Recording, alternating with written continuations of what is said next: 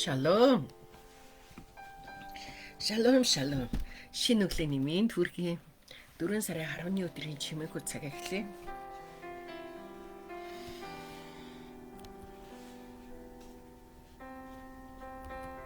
Хамтаа залбирая.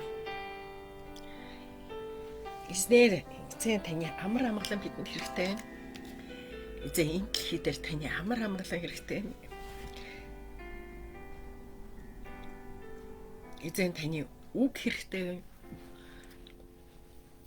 Таны үгээр шинжлэгдэж өөрчлөгдсөн энэ дэлхийг бид хармаар байна. Эзэн та биднийг удирдаарай. Та үгээрээ биднийг хөтлөөрэй. Эзэн тань талархаж байна. Бид эзний хийсэн бүхий л гайхалтай ажлууд бидний амьдралд эзний үгээр батлагдаж, үгээр удирдагдж байдаг учраас танд баярлалаа. Тэгэд энэ өглөө биднийг өөрийн үгийн өмнө дуудсан эзэн танд талархаж байна. Бүх алдрыг, бүх магтаалыг өргөж байна. Эзэн та биднийг хөтлөн дагуулаарай. Иесийн нэрээр залбирч байна. Амен. Амен. За өнөөдөр бид нар Эхлэл номын 23-ын 1-ээс 20-ыг уншнаа.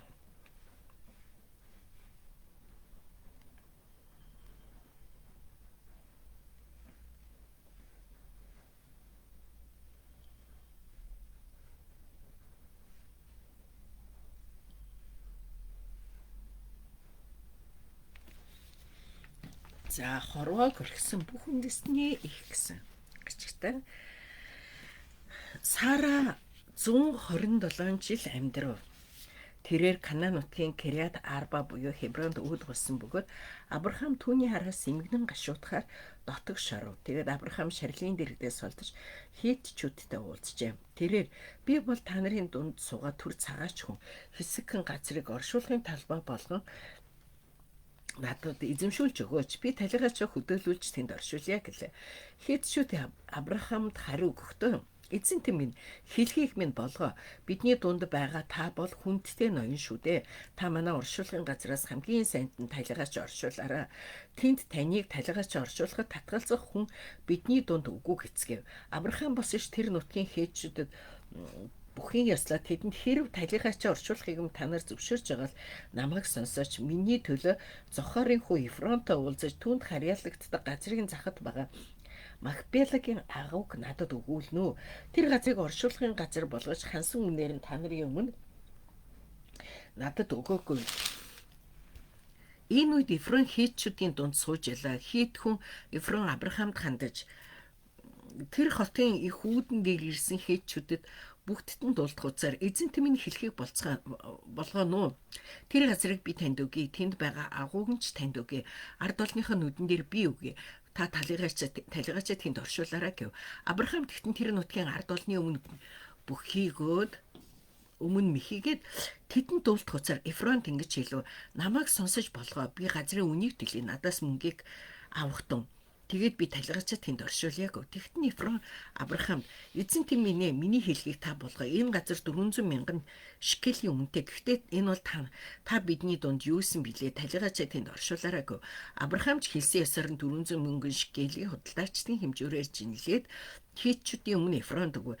Тэгэд мамрыгаас зүүн тийш Махпелагийн агуу бүхэн Ефроны талбайгаас бас талбайн тгээс дотогш байх бүх модыг Авраамын өмч хөрөнгө болгож хотын их үүдний байсан Хиттчүүдийн өмнө өгчээ.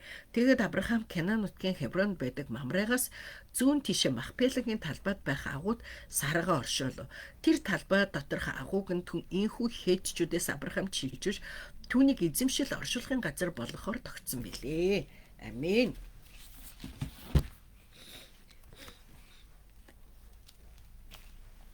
За Библийн тайлбарыг харъя.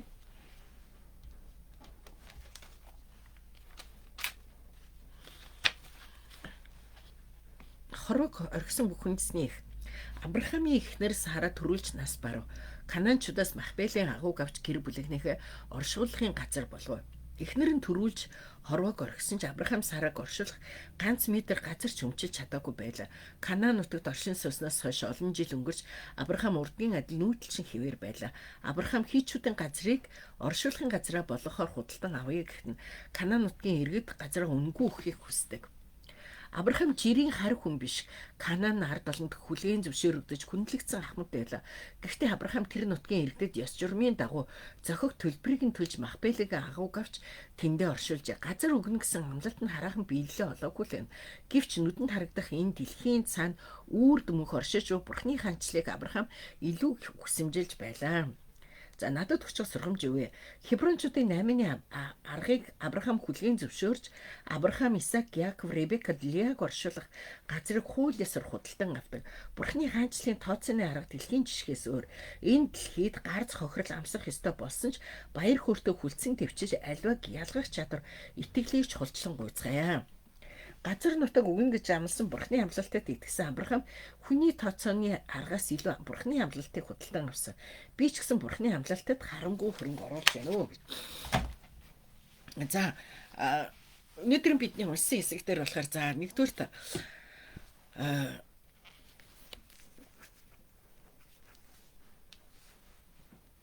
хамгийн гол нь энд итгэлээр тэр газрыг авж байгаа тухай байж тийм ээ, итгэлээр авж байгаа тухай.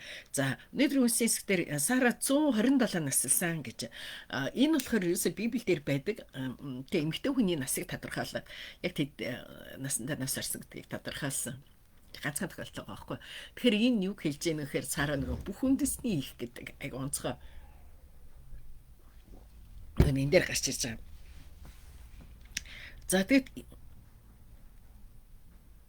За тэгээд тэр Хебронд тэ өөрөөр хэлбэл одоогийн Хеброн Кирят Арба буюу Хебронд нас ирсэн гэж. За тэгээд бид нар шинэ гэрэн дээр тэ айгүй чухал хүмүүстэй Авраам, Исаак, Яаков. За дээр нь Адам энэ чухал хүмүүсийн хувьд шинэ гэрэн шиг эхлэл ном дээр үздэг. Тэгвэл энэ хүмүүс бүгдээрээ юу дээ Хебронд хамааралтай байдаг. За тэгээд Авраам бол энэ тухайн үед бол бас айгүй хэцүү хүсэлт байгаа. Хэцүү нөхцөл байдал учраас ягаад гэвэл нөгөө нүүдэлч хүн байж байдаг. Гэтэл гэр юу байхгүй байж байдаг. Юу гэдгэлээ одоо гэр бүлнүүд оршуулга болоход хүний оршуулга ер нь нэг еврейн ёс заншилд бол гэр бүлийн оршуулгууд ингэж байдаг те. Тэгээ тэр юуг байна гэсэн. Тэгээд энэ дээр юу гэхээр бид нар бас ингээд Авраамыг харах юм бол Бурхан түнд яв гэсэн тушаал өгсөн шүү дээ. Яв гэсэн тушаал өгөөд тэгээд тэр яв гэсэн тушаалын дагуу яваалгаа байхгүй юу? Яваалгаа. Гэхдээ тэнд итгэлээрээ тэр Бурхны хаанчлалын газрыг бий хожим хойно яг л нөгөө үр удам нь одоо оршуулгадах тэр газрыг худалдаж авч байгаа.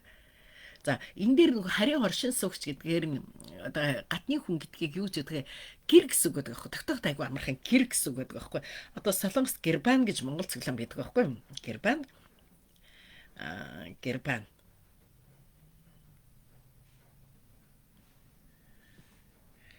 гэсэн цэглэн байдаг. Тэгээ гэр гэдэг нь нөгөө нэг харь хүн гэсэн цагаач хүн гэсэн ийм утгатай байдаг аахгүй. Тэгээ яг тэр үг энд хэрэглэгддэг аахгүй. Авраам дээр. За тэгээд Авраам энд газрыг гууж авч байгаа тийм үү? Махпелийг агууг гуйж авч байгаа. Тэгэд үн төлсөн байгаа. Зүгээр бэлгэнд аваагүй. Одоо зүгээр үгийг онглоо тгийг гэл зүгээр аваагүй. Энд бас айгуу гоё нэг юм юу гэдэг юмд үн цэнийг төлж чаддаг тий бас ирээдүг харж чаддаг. Хожим үгүй эн чинь манай газар байсан штэ гэдэг ингээд одоо нэг газрын дайм болох асуудал болох юу байгаа штэ. Гэтэл юу худалдаж авсан байгаа. Тэгээ тэр нь юу гэхээр агуу талбай бүх мод гэж байгаа тийм үү. Тэгээд өөрөөр хэлбэл Израилийн одоо тэр газар нутаг дээр еврей хүний анхны хуулиас нэг өмч болж байгаа байхгүй. Одоо тэгээ бурхан яг нэг хуулиас нэг газрыг өгтөө эзлээ дайраад ингэж авах гэхээс илүү яг эхлээд үн цэнэ төлж авах гэсэн баг. Тэгэхээр бидний хувьд ч гэсэн бид нар бурхны хаанчлал орж ирэхэд бидэнд төлөх үн цэнүүд байдаг. Бидэнд төлөх үн цэн. За тэгэхээр Сара хүхэд өөрөөр хэлбэл гашуудлалтай зүйл болж байгаа юм шиг боловч амлалтын нөгөө газар очиад тэр газраас одоо худалдаж авах буюу тэр газраас авах амлалтын газрын эхлэл нь болж эхэлж байгаа байхгүй юу? Одоо биелэж эхэлж гин гэсэн үг. Тэгээд амлалтын газарт анх оршуулгадж эхэлж байгаа. Тэгэхээр итгэл гэдэг бол өөрөөр хэлбэл тэр газраас өөр та нар итгэлээрээ аваарай гэдэг. Тэгээд итгэл гэдэг бол үнгүй авах биш, үн төлнө гэсэн. Гэхдээ бид нар үн төлж чадаагүй. Бид нар одоо жишээл бидний итгэлийн анхны юу бол үн төлөөс Есүс Христэл төлсөн байна шүү дээ, тийм үү? Бид нар үнгүй юм шиг бодоод баярлалаа гэдэг. За жишээлээ заримдаа бид нар хүмүүс ингээл одоо эвэгдэлтэй гэл айгу баяртай байдаг. Яг хүн хэлэхэд одоо жишээлбэл надад машин өглөө тийм би ингээл эвэглээ баярлаа гэж байгаа л тэр машин ш үнэтэй машин шүү дээ үнэтэй машин тийм тэгэн гутлаа тэр үнийг төлцсөн хүмүүс бас байгаа шүү дээ тийм үнэтэй адилхан итгэл гэдэг итгэлээрээ авж байгаа зүйлүүд маань дандаа үн төлөөс байдаг гэдгээ бид санах хэрэгтэй. Тэгэд зөв бэлгэн давхаас татгалзах хэрэгтэй. Энэ бас аюул чухал зан чанар ахгүй юу? Тэгээд ягаад гэвэл итгэл гэдэг бол бодит амьдралаараас хариуцлагатай ил тод ийм байх ёстой гэдэг тийм үн цэний төлсөн үнцэн өгсөн ийм зүйл байх хэрэгтэй. Тэгээ заримдаа би миний хүч гэсэн бас тийм зүйлүүд айгүйх бодогддаг л да. Зөв дандаа эвэгдэж чинь гэл ингээд аваад ахыг чухалчлахгүй бас мэдээж өгөх нь айгүй чухал. Гэхдээ бас ингээд дандаа аваад ах тийм бас нэг сайхан зүйл байдаггүй. Аваад ах чухал зүйл байдаггүй. За тэгээд энэ дээр ер нь нөгөө нэг итгэгч хүний хамгийн гол юугаар илэрхийлж байгаа вэхээр би бол тийм төр согч цагаач хүн гэсэн баг. Гэр тийм тогтоох амархан магаас төр согч цагаач хүн. Тэгэхээр бид нар ч гэсэн энэ газар дэлхийдээ бүр ингээл амар гүн гүнзгээс суурлагдах ёстой биш тийм үү? Бид нар ингээл өөр ингэсэн газар тавлалтын дээр барилга бараал тэгэл тэр барилгаас юу яах гэтэл энэ бол бид нар ерөөсөө л энэ газар дээр тэ төр суух цагаачтай. Би нөгөө та нарт ярьжсэн манай их ч ингээд ачаагаа яг хөнгөлнө гэдэг ер нь дээр нөгөө би тэр гэрээс айгүйх юм хайсан байхгүй юу. Тэгэл хувцхан нар монор айгүйх номноосаа ч юм уу тэг ингээд гаргаад хайсан. Тэгээд би бас ингээд юм баг багаар ингээд хайж байгаа байхгүй юу. Ер нь нөгөө хүн чинь наслах тусам айгүйх юмтай болт юм биш үү дээ. Тэгээд ийм байгаа. За ийм. Тэгэд нөгөө нэг түрүүний 127 нас гэдэг болохоор юг илэрхийлдэг вэ гэхээр яг хүний нөгөө маш удаан төгс амьдралын үе шатууд 70-аар төгссөн магаас төгс амьдралын үе шатууд 100 дээр 120 70 гэдэг гематран тийм байдаг байхгүй. Тэгэхээр ийм төгс сайхан амьдралаар амьдрсан гэсэн энэ утгыг илэрхийлж байгаа байхгүй. Сара бол маш төгссөн амьдрсан. Яг үнийг хэлэхэд бид нар ингээ харах юм бол амьдралын ихэнх хувь нь хүүхэдгүйгээсээ болоод тэгээ янз бүрийн асуудлууд үүсгээл ингээл хүмүүст чичлэгтэй л айгүй хэцүү амьдрсан байгаа шүү дээ. Гэтэл юу гэсэн түүний амьдрал нь төгс байсан гэдгийг харж байгаа. За тэгээд дээр нь ер нь нэг яг том айгүй чухал гэж би баян хэлдэг шүү дээ тийм. Тэр нь юу вэ гэхээр энэ дээр 400 гэдсэн тав гарч байгаа. 400 шкел тийм үү? Тэгэхээр 400 шкел гэдэг маш урт удаан хугацаа буюу төвчээрийг илэрхийлдэг байхгүй юу? 400. Тэгэхээр өөрөөр хэлбэл энэ 127 400 гэсэн тоонууд гараад байгаа. Тэгэхээр бурхны амлалт нь тэр яг тодорхой газар Хебронд тодорхой цаг хугацаанд 127 жилийн дараа 100 тий. Тэгээд юу гэхээр өөрөөр хэлбэл энэ бүр тэ яг төгс амьдрсан цаг хугацаа дээр нь юу гэхээр төвчээртэй байсан. Энэ хугацаанд бурхны амлалтын газарт орж яана гэсэн ийм утга байхгүй. За тэгэхээр энэ нь биднэрт юу хэлж бид нар ч гэсэн тий бид нар ч гэсэн өөхөх хүртлээ яг бурхны тэр нэг одоо бидний байх ёстой газар бид нар бурхны суулгасан газар бид нар байдаг. Тэгээд яг нөгөө төгс амьдрал буюу тэ амьдралаа яг эзэн дотор дуусгадаг. Тэгээ тэр эзэн дотор дуусгахад бидэнд юу маш их төвчээрүүд хэрэгтэй.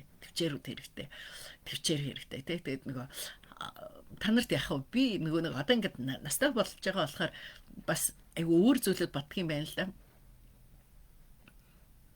Тэгээ нөгөө нэг одоо юу гэдэг ардталтаа айгүйх ингээл нас оронготл ингээл айгүйх юм хүмүүст ачаа үлдээгээл хэрэгтэй хэрэггүй надад айгүй чухал хэрэгтэй үнцэнтэй юм шиг боловч өөр хүнд айгүй үнцэнгүй зүйлүүд байж болзошгүй тий.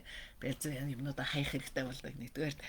За тэгээд юу гэхээр бас айгүй залбирдаг зүйл маань юу гэхээр эсний тэг ингээд мэдгүй штэ хэд наслахаа мэдгүй дээр нь одоо нэг мартамхаан төр болчих вэ эснийг мартчих вэ тэрийг айгүйх яадаг байхгүй бид ялангуяа ээж дээрээ тэрийг айгүйх залбирсан байхгүй ээж маань ингээд нөгөө хүүхдүүдээ одоо юу гэдэг ачцыг ингээд мэдхэ болоод мартаад ингээд эрен гутал би ингээд эсийг л битээ мартаасаа гэж айгүй залбирчээсэн байхгүй ээж минь эсийг л битээ мартаасаа гэж ингээд залбирчээсэн тэгэхээр бид нар ч гэсэн бас тийм байхын тулд тийм үү бид нар за настай болоод ч гэлтгүүгээр магадгүй баян болоо тийм үү баян болооч юм эсвэл айгүй зовлонтой хэцүү амьдрал хэцүү зүйл тохиолдоход эснийг үгүйсгээд эснийг мартахгүйгээр яг төвчээртэйгээр 400 буюу төвчээртэйгээр энэ бүхнийг дуусгах юмсан гэж ингэж үзэж байгаа. За тэгэд энэ нөгөө нэг Библийн энэ хэсгийг еврейчүүд бол бүр амьдралд айгүй гүн гүнзгий хэрэгжүүлдэг байхгүй. Тэгэхээр бидний хувьд ч гэсэн айгүй чухал. Тэгэхээр одоо жишээлбэл еврей хүмүүс одоо өнөөдөр Израильд дайм болоод байгаа тийм үү Израиль Палестин гэдэг ингээд дайм болж байгаа энэ зүйлүүд чи юуг харуулдаг вэхээр еврей хүмүүс бүр хэдэн зуун мянган жилийн турш тэд нэр түүхэндээ ерөөсөө л Израильд газар худалдаж авах ёстой Израиль тэр газар нутаг бурхны хамлалтын газар нутаг тэр газар авах ёстой гэсэн ийм зүйлүүдээс тэгээд бүр одоо Америкийн нөгөө баян еврейчүүд чинь тэр газар нутагт дээр байгаа еврейчүүдтэй дэмжиж газрыг худалдаж авсаар байгаа палестинчуудад нөгөө эзэлсэн байсан газрыг тэд нэр буцаад авцсан шүү дээ. Тэгээд бүхэл нөгөө бүр өөрсдөө газар нутаг оргуу хасан байж байгаа. Тэр оргуу хасан газруудыг худалдаад авцсан байхгүй юу? Худалдаж аваад тэгээд өөрийн газар нутаг болгоод тэгээд Израиль гэдэг ингэсэн ийм ба. Тэг би бас яг нэг өр Монгол хүнтэй уулзсан чинь өр Монгол хүн Монголд газар нутагтай газар худалдаад авцсан. Тэгээд надаа ингээд Монгол хятад улс ингээд газар хуваарлаж өгдөг үү эргэн хүн газар авах ёстой гэсэн тэр хуваарийнхаа дагуу газар авдаг байсан. Тэгэл нэг удаал шууд одоо ингээд газар өгөх боллоо гэд болцсон. Тэгээд та аваа баримагч та Монгол хүний тэр 07-г аваа хаана газар авах нь аягүй чухал шүү гэд тэгэн готлыг надад бодогцсон баг. Үгүй өөр Монгол хүн Монголд газар авсан байхад би яагаад иргэнийхээ дагуу тэ авах ёстой газараа аваагүй байж юм л авъя гэд тэгээд төсөлтөй өгсөн байгаа. Ийм ба. Тэгэхээр бидний худаас энэ хожим маань бид нар тэн дээр тэг гоё хөрөө үнэхээр газартаа болоод ингээд яхад бид нар түүний бурхны хальтрын төлөө хэрэгжилж олно шүү дээ тий. Би бол одоо яг залбирч байгаа зүйлөө би түнхэлд газрын өсөлт өгсөн байгаа. Тэгээд түнхэлд газартаа очил тэнд гоё юм илгээлтийн юутай одоо амрах газар гэдэг юм уу тий. Би болох юмс гэж айгуу хүсэж байгаа. Залбирч байгаа юм ба. За тэгэхээр бид нар өнөөдөр Авраамаас бодит амьдрал дээр сурах зүйл маань юм байна. Нөгөө талаар Авраам те Сара шиг тэг амьдралынхаа туршид яг бурхантай хамт алхасаар байгаа төвчээртэйгээр хамт алхасаар байгаа бүрэн төгсөөр дуусгаж байгаа энэ төгсгөл тэр төгсгөл нь эхлэл байдаг. Тэгэхээр магадгүй тэмштэй тий одоо би нэг гал аавхаа ээжийнхаа гал ингээл хөлөөдийн тухайраа сайн нэг Франц киноны тухайраа бидний өхөл үр хүүхдэд маань бас итгэлийн аягүй чухал нөлөө болох хэрэгтэй байхгүй юу тий аягүй чухал нөлөө болох ёстой. Тэгээд ер нь нөгөө нэг хин нэгэн хүний өвхөл утга учиргүй байна гэж байдаггүй. Аягүй харамсмаар зүйл боловч утга учиргүй зүйл гэж байхгүй. Хин нэгэн хүн өвхөд хайртай хүнээсээ салж байгаа боловч тэр зүйл нь аягүй чухал үн цэнийг үлдээдэг бас аягүй чухал сургамжийг заадаг. Магадгүй хин нэгэн хүн өгөхөд худлуурмаг байсан зүйл ил гарна. Хин нэгэн хүн өгөхөд тэр өхлийн үн цэнээр дамжуулаад үр хүүхдэд нь аягүй чухал сайн зүйлд суралцдаг. Сайн зүйлийг мэддэг ийм байдаг. Одоо би итгэгч биш аав маань нас барахад би ааваас аягүй их зүйлийг яг амьдралаа турш ааваас аягүй юм зүйл сурсан. Манай бол үнэхээр одоо хүмүүс бол одоо жүжигчин талаас нь хардаг байх. Миний хувьд бол манай бол үнэхээр мундаг сайн байсан. Айгүй хайрламар хүндэлмээр тийм сайн байс. Тэгэхээр үхэл бол бидний хувьд өөр амьдралын эхлэл, үхэл бас бидний үхэл тийм үү? Бас олон хүмүүст сайн зүйлийг заана тий. Сайн зүйлийг заана. Бидний үхэл бас яг эснийг гэрчлэх, ийм гэрчил байхын тулд бүгдээрээ залбирдаг бай. За юм бэ. За та юу ойлгов, юг мэдрв, юг амьдралдаа хэрэгжүүлэх вэ? Мундаг хооц тий. Гүр удмынхаа төлөө яг тэр бурхны амлалтын газрыг Авраам худалдаж авч байгаа ийм зүйл байна. Магадгүй өөр хүн байсан бол бэлэг мч ингээл барилал авчдаг. Хожим хойно өөрөө нөгөө нэг те дараа үеийнх нь нөгөө нэг канаанчууд хийчүүд нөгөө наад газараа бид нар буцаалаа гэл хүүхдүүд нь буцаал аваад ингүүл айгүй хэцүү юм шүү дээ те. Ийм. Тэгээ өөрөө юу л өдмийнхаа төлөө хожим хойно тэнд яг л Авраамын үрдмийн хүндтэй хүмүүс нь бүгд оршуулгддаг шүү дээ тий. Ийм байдаг. Өөрөөр хэлбэл одоо бурхны бид нар мөнхийн улсын тэр амлалтын газрыг бид нар үнцэн төлн тэр одоо магадгүй тэр үнцэн бидний итгэлийн амьдрал байгаа, бидний цаг хугацаа байгаа. Бид бас санхүү зориулна тий. Хамгийн гол нь тэр үнцэнд бид нэр зүрх сэтгэлээ өгөн тий үнцэн өгөн тэгжээж бид нарт бурхны хаанчлал. За юм байна. Зорилтод биднээс зорилтод хэрэгтэй гэдгийг сурсан юм байна зүйлээ. Та юу ойлгов, юг мэдрэв, юг амьдралдаа хэрэгжүүлэх вэ? Та юу ойлгов? За өнөөдөр бид нэр Хятад улсын илгээлтийн алсын харааны талаар залбирна. За илгээлтийн алсын хараа хүчтэй бөгөөд эзэн цуглаалны Хятадын доторх цөөнх болон бусад улс орнуудад сайн мэдээд хараагдаг үндэстнүүд рүү ажилчдаа илгээдэг. Зарим цуглааны сүлжээнд бусад мужид болон үндэсний цөөнхүүдэд илгээх үйл ажиллагааг удаан хугацаанд дэмжиж ирсэн. Иерусалим руу буцах алсын хараа сайн мэдээд харагддаг дэлхийд даяар Хятадаас 100,000 хүрлэх номлогч илгээх зорилготой. Зарим хүмүүс Хятад улс 21-р зууны хамгийн агуу илгээгч үндэстэн болж магадгүй ч үздэг. Энэхүү соёл хоорондын ажилд хэрэгс итгэгчид болон чуулгануудын бэлтгэх сайн бэлтгэлийн төлөө залбираараа. Ялангуяа зөнхлөх хань үндэсний хятадуудын хувьд мэдрэмжтэй даруй байхын төлөө залбираараа гэсэн мэт. За тэгэхээр үнэхээр одоо өчигдөр би хэллээ 20,030 он гэхэд хамгийн олон одоо тэг итгэгчтэй улс орн болно. Тэгээд хамгийн одоо олон илгээлт хийсэн илгээсэн үндэстнүүд болно гэсэн энэ Хятад би бол энэ урдан билээсэ гэж үзэж байгаа. Хятад бас хэдий ч нэ христчин улс болж хөгжин тэр тэдий хэрээр христчин болон тэ Монголд энэ аягүй чухал шүү дээ. Гэхдээ яг энэ коммунист системийнх нь одоо удирдлага өөрчлөгдөж ер нь нөгөө коммунист юу ч юм болох христ итгэл шашныг эсэргүүцдэг юм шүү дээ. Тэгжээж явах бах. За юм байна. За тэг бүгдээрээ хэлээ залбирая. Миний нөгөө нэг Жиндавд яриад байдаг пастор эхнэр хоёр пастор тэр хоёр нөгөө бүр хамгийн урд үзүүрийн одоо баруун урд үзүүрийн нэг юм арлын юм дээр очиж илгээлт хийдэг юм билээ гүүжүү шилдэгтэй. Тэгээ тэр ингээд айгүй хэцүү юу та гинэ амьдрал нь айгүй хэцүү тийм айгүй ядуу тийм газар очдог. Тэгээд унаа машин ч олддоггүй. Тийм гутал алхаад ингээд яваа сайн мэдээд хараадгаа гэдэг хэлжсэн. Айгүй холбоо. Тэгэхээр баг Жиндавч хойтолд байгаа шүү дээ. 100 хойтолд байгаа. Тэгэхээр бүр 100 хойтлоос баруун урагшаа явдаг. 100 хойтлоос бүр баруун урагшаа явж сайн мэдээд хараадаг. Мундаг хаацтай. Хамгийн нөгөө нэг хүнд хэцүү амьдралтай гэдгээр нь тэр газар руу явдаг гэдэг чинь. Өнөөдөр монголчууд маань бид нар те хол малаас хамааралгүйгээр одоо ялангуяа тэг баян үлгий ховд уус эсвэл бүр зүүн тишээ дарнаа тэмдэрлүү тэг бүр тэр захын юунууд руу сайн мэдээд харах нь аюул чухал тэг. Тэгээд бүгд хамтдаа залбирая. Эзэн минь өнөөдрийн үгийн төлөө баярлалаа.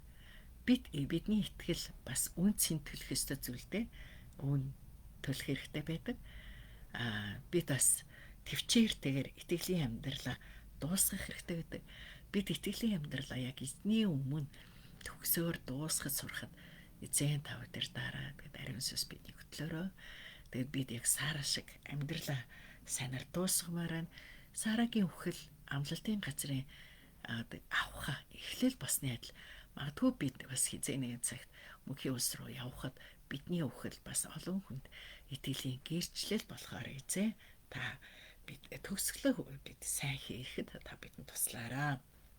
Тэгэд эзэн минь өнөөдөр үгийн талаа баярлаа. Тэгэд бид нар бас Авраам шиг бас үн төлөх ёстой зүйлдээ үн төлж суралцахад эзэн та удирдаарай. Тэгэд эзэн энэ өдөр бид танд талархаж байна. Тэгэд бид яг одоо бас хятад улсын төлөө талархаж байна эзэн. Хятад бас үнэхээр хамгийн хүчрэхэг христчэн улс болж хамгийн олон илгээлтийн эзэн илгээсэн илгээлтийн үндэстэн болж тэгээд энэ улс үнэхээр бас христчэн хүчрэхэг улс болснараа эргээд Монголд маань бас хамгийн аюулгүй тийм сайн нөхцөл байдлууд одоо хөршлөл байхад эзэн та удирдаарай. Тэгээд тэр сайн мэдээ хүрээгүй газар болгонд сайн мэдээ илгээгдэх болтугай. Тэгээд ялангуяа хан үндэстнүүд тэд илүү тийм мэдрэмжтэй даруй байхад эзэн та тэдэнд туслаарай. Бид Иесус Христийн нэрээр бид Хятадыг ерөөж байна. Бид Иесус Христийн нэрээр бид Израилийг ерөөж байна. Бид Иесус Христийн нэрээр бид Монголоо, бид Афганистан, бид Хойд Солонгосыг ерөөж байна. Эзэн бид бас чуулганаа ерөөж байна. Бид Монголд Бурхны хаанчлал улам илүү тэлээсэй гэж хүсэж байна. Тэгээ өнөөдөр Монгол итгэгч нар бас улам илүү өөрчлөгдөх болтугай.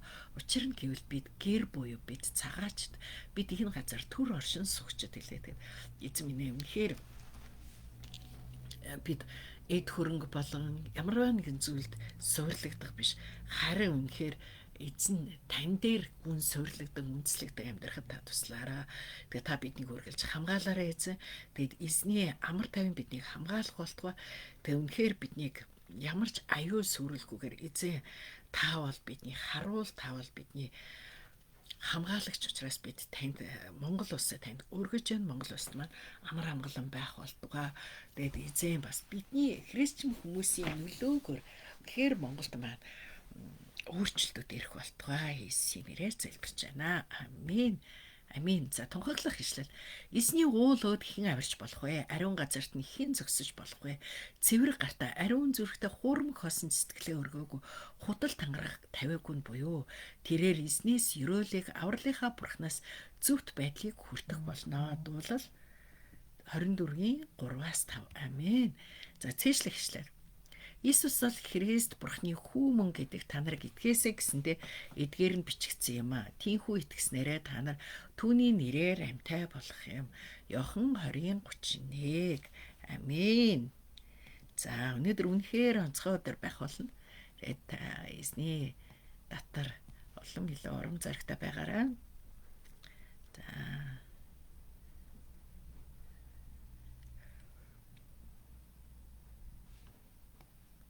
бидэнд нөгөө Тэнгэрлэг хүн номоор нь хятад итгэгч нар ямар мундаг золиостой хавчлагтай ингэж эсний өмнө өөрсдөө зориулж биеиндээ нэг ширхэг Библи өхийн талаа ямар хол газар яваад Библигүй нэг нь Библийг цээжлээд ингэж байгааг бид уншсан тий.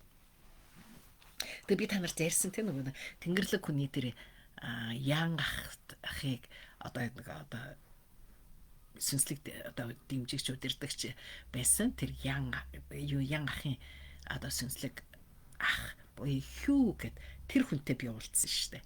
2 удаа уулзсан. Дүүгийн нэг эмэгтэй дүү Дебора гэд ганц эмэгтэй юм билээ. Тэгээ тэр 2 хүн Солонгост ирээд 2 удаа уулзаад би нэг ахны уулзалтан дээр нь танихгүй хүмүүс ирээл л та. Яг миний хажууд суудаг гэсэн нэг бид нар яг нэг конференцэнд хамтдаа номлогчоор үргэлжсэн байхгүй. Тэгэд яг миний хажууд яг өдөр хоолны цаг болохоор яг дандаа миний хажууд суудаг тийм байсан. Тэгэл ингээл нэг хүн ингээл гар атгал Монгол цэглэнтэй хамтрая гэл ингээд тэгэл хүмүүс ирэл зураг мураг авахлал харин би чи зураг би нэг ийм ямар нэг болохоор хайлаа зураг авахлаа юм гэдэггүй байхгүй. Тэгээд би ингээ зүгээр хараал юу юм болоо гэх. Тэгээ өөр хүмүүсээс асууж чаддгүй ойртой дан солонгос хүмүүс юм чинь энэ хин би юу юм бэ гэж асууж чадахгүй. Тэгээд за нэг хэл гарт мэддэхтгэлгүй тэгээд тэгжсэн чинь хараа яг нөгөө тэр би номлоод миний номлохын дараа тэр ахнаас авахгүй гэсэн чинь шууд нөгөө Тэнгэрлэг хүн номон дээр гардаг юу ах гэв. Тэгээ сүүлд нөгөө тэнгэрлэг хүнээс үдсэн чинь арай зурна байгаа юм чи. Айгу гоё тийм хөш өндөр тэгээд нэг гоё зөөлөө ярьсан. Айгу гоё хөш юм билээ. Тэгээ одоо болохоор Хонконгт байдаг л үү дээ. Тийм. За тэгээд тэр ахаас болоод буцаж ирээд тэнгэрлэг хүнийг дахиж үлссэн гэж байгаа. За тэгээ ян ах ч юм болохоор бас Монголд ирсэн штэ. Монголд ирэх 1800 би Монголд очиж таараад тэгсэн чи ирээ. Тэгээд ян ахтай уулзалтын дээр очсон байдаг юм аа. Гэтэ зураг авахлаагүй санахгүй бас. За юм байна. Тэгэхээр хятад итгэгчид нар улам илүү хүч хэрэгжээсээ та улам илүү өсөөсөө энэ аюулж байгаа шүү тий. Ер нь тэгэл христч улс айл нэг улсаар хэдий ч хүчтэй христч улс болон төдий ч хөрш орнуудад нь маш гоё нөлөөлөл бий болдог тий. За юм. За эсний мэрээр ерөөч баяртай. Зэвэг өдөр бөгөөд өнгөлөө гэр бүгэ талархалтай байгаараа баяртай.